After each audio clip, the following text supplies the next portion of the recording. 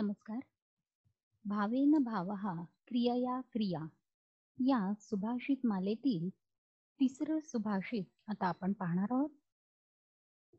पुस्तकस्था तु या विद्या परहस्तगतं धनं कार्यकाले समुत्पन्ने न सा विद्या न तद्धनम्.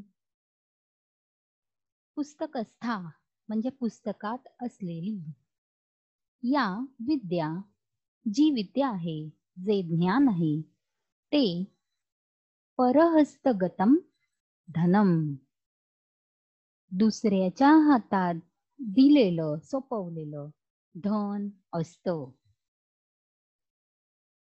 पुस्तकातली विद्या पुस्तकात राहते, दुसऱ्याच्या हातात दिलेलं धन त्याच्या ताब्यात असतं.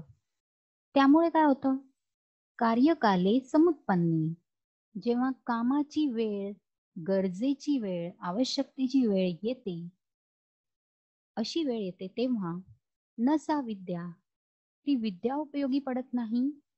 कारण ती विद्या वापरण्यासाठी आवश्यक असलेलं कौशल्य, आवश्यक असलेलं स्मरण, आवश्यक असलेलं तंत्र आपल्याकडे नसतं, तर ते पुस्तकात असतं. आणि पुस्तक कुठे असतं कोणास ठाऊक.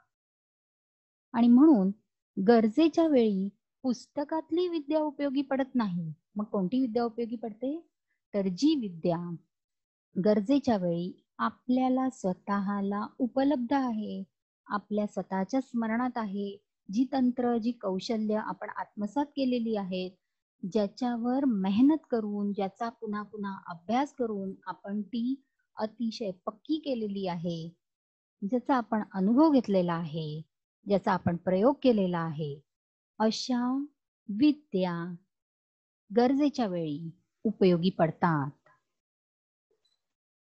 जेव्हा अशी गरजेची वेळ येते, खूप आवश्यकता असते, तेव्हा परहस्तगतम धनम न धनम, दुसऱ्याच्या हाती दिलेलं धन हे धनच नाहीये, उपयोगीच नाहीये. कारण ते दुसऱ्याच्या हातात आहे, आपल्या हातात नाही.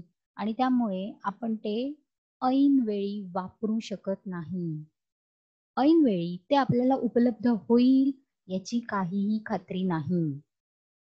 धन किंवा पैसा त्याच वेळी उपयोगी पडण्यासाठी, त्या गरजेच्या वेळी उपयुक्त ठरण्यासाठी तो आपल्याच हातात असायला हवा, तो आपल्या ताब्यात असायला हवा, आपल्या नियंत्रणात असायला हवा.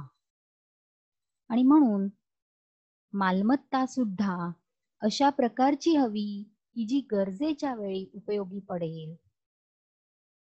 आणि म्हणून दुसऱ्याकडे सोपवलेलं धन हे आपल्याला उपयोगी पडणारे नसते.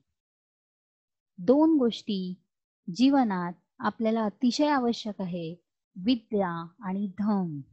परंतु या दोन्ही गोष्टी कुठे उपलब्ध असायला हव्यात, तर आपल्यामध्ये स्वतःमध्ये उपलब्ध असायला हव्यात.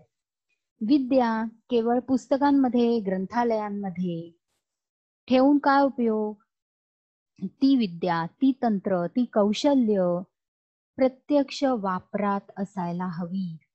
आणि त्यासाठी लागणारी मेहनत, सराव, अभ्यास करायला हवा, त्यासाठी लागणारे प्रयोग करायला हवे, त्यासाठी लागणारे अनुभव घ्यायला हवे. तर ती विद्या आपल्या उपयोगी पडेल, समाजाच्या उपयोगी पडेल, देशाच्या कामी येईल.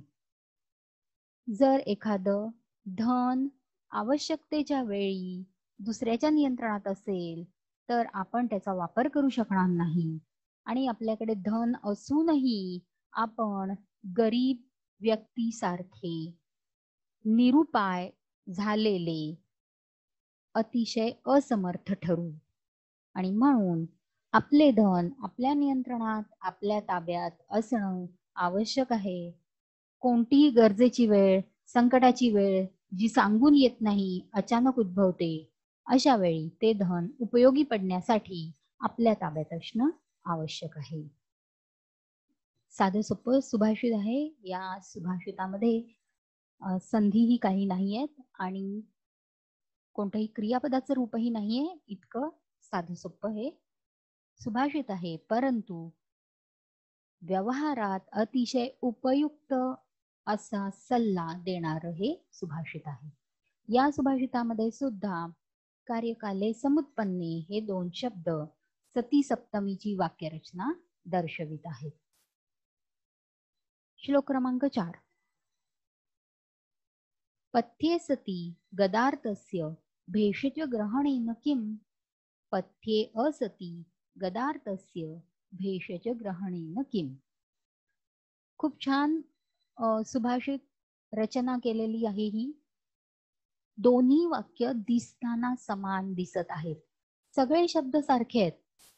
फरक दाखवणारा एकच शब्द पथ्ये असती, आणि हा अ सुद्धा अवग्रहाच्या रूपात संधीमुळे पथ्ये अधिक असती त्या अचा अवग्रह झाला.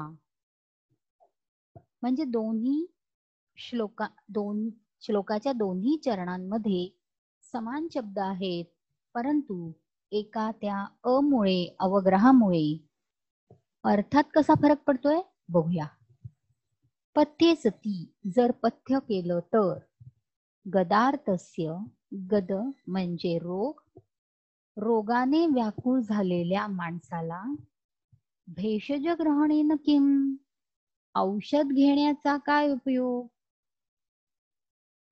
पथ्ये सती जर पथ्य पालन केलं तर तो माणूस इतक्या लवकर बरा होईल की औषध घेण्याची गरज पडणार नाही.